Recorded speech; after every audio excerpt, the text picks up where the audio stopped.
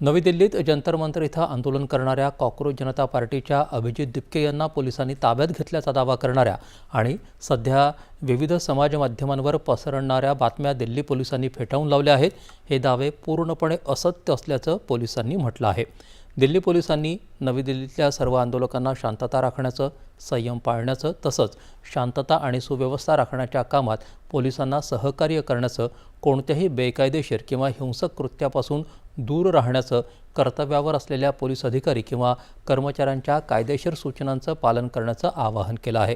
नागरिकांना कोणत्याही माध्यमाद्वारे अफवा, चुकीची माहिती किंवा पडताळणी न केलेली माहिती यावर विश्वास न ठेवण्याचं किंवा ती न पसरवण्याचा सल्ला देण्यात आला असून नागरिकांनी केवळ अधिकृत माहितीच्या स्रोतांवरच अवलंबून राहावं असं पोलिसांनी सांगितलं। दरम्यान आज सकाळी पोलिसांच्या इशाऱ्यानंतरही आंदोलकांनी संसदेच्या प्रवेशद्वाराजवळ येण्याचा प्रयत्न केला, मात्र पोलिसांनी त्यांना तिथंच रोखलं। अयोध्येतल्या श्री राम मंदिरातल्या देणगीच्या कथित